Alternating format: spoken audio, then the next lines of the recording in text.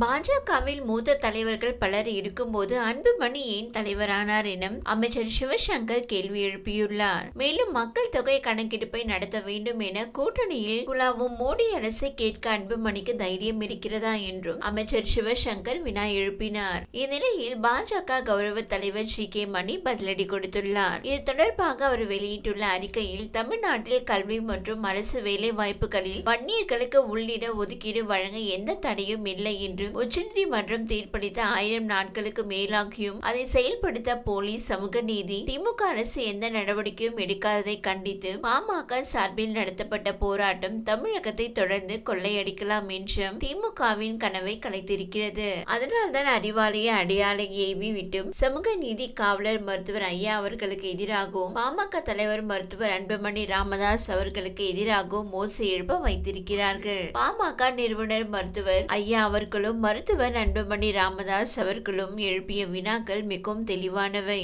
உச்சநீதிமன்றம் ஆணையிட்ட 1000 நாட்களுக்கு மேலாகியும் வன்னியர் இடஒதுக்கீடு சட்டத்தை நிறைவேற்றாதது ஏன்? திமுகவில் துரைமுருகன் போன்ற வன்னிய சமுதாயத்தை சேர்ந்த மூத்த அமைச்சரும் துணை முதலமைச்சர் பதவி வழங்கப்படாதது ஏன் என்பதுதான் அவை. இந்த வினாக்களை புரிந்து கொள்ளாமலேயே அறிவாலய அடிமை சிவசங்கர் சீறி எழுந்திருக்கிறார். தேர்தல் வந்தால்தான் பாமகவுக்கு வன்னியர் இடஒதுக்கீடு குறித்த நினைவு வரும் என்றும் ஏற்கனவே பலமுறை எடுத்த வாந்தியை அவர் மீண்டும் எடுத்திருக்கிறார். காஞ்சிபுரம் போராட்டத்தில் பேசிய எங்கள் தலைவர் மருத்துவர் அன்புமணி ராமதாஸ் அவர்கள், தேர்தல் வந்தால்தான் பாமகவுக்கு வன்னியர் இடஒதுக்கீடு குறித்த நினைவு வருவதாக சில முட்டாள்கள் பேசுவதாக பெயர் குறிப்பிடாமல் விமர்சித்திருந்தார். இப்போது முந்திக் கொண்டு வந்து பழைய வாந்தியை மீண்டும் எடுத்ததன் மூலம் மருத்துவர் அன்புமணி ராமதாஸ் பெயர் குறிப்பிடாமல் விமர்சித்தது யாரை என்பதை வெளிப்படுத்தியிருக்கிறார் சிவசங்கர். அவர் தகுதி அவ்வளவுதான். சமூக நீதி குறித்து எவ்வளவுதான் பாடம் நடத்தினாலும் திமுகவுக்கும் அதன் தலைமைக்கும் புரியவே மறுக்கிறது.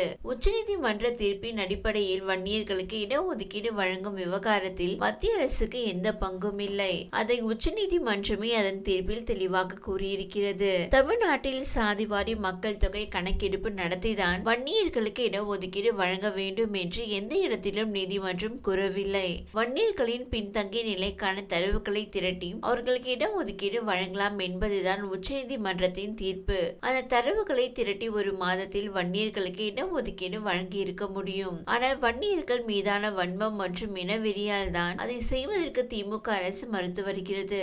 ஒருவேளை சாதிவாரி கணக்கெடுப்பு நடத்தி வன்னியர்களின் மக்கள் தொகைக்கு இணையாக அதிக இடஒதுக்கீடு வழங்க திமுக அரசு நினைத்தால் அதை மாநில அரசே செய்யலாம். அதுக்கு மாநில அரசுக்கு அனைத்து அதிகாரமும் உள்ளது.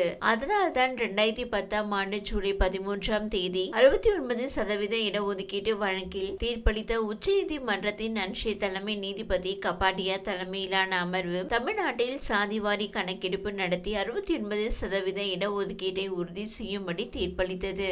இந்த உண்மையும் அறிவும் சமூக நீதி குறித்து அறிந்தவர்களுக்கு நன்றாக தெரியும். சிவசங்கர் போன்ற அறிவாலயத்தில் அடிமையாக இருந்தும் அடியால் வேலை செய்பவர்களுக்கு இது குறித்தெல்லாம் தெரியாது. மத்திய அரசால் நடத்தப்படும் மக்கள் தொகை கணக்கெடுப்பை சாதிவாரி கணக்கெடுப்பாக நடத்த வேண்டும் என்ற கோரிக்கையை சிவசங்கர் போன்றவர்கள் முகவரி இல்லாமல் சுற்றி கொண்டிருந்த காலத்தில் இருந்தே பாமக வலியுறுத்தி வருகிறது. ஆனால் வன்னியர்கள் இடஒதுக்கீட்டு விவகாரத்தில் சாதிவாரி கணக்கெடுப்பே தேவையில்லை.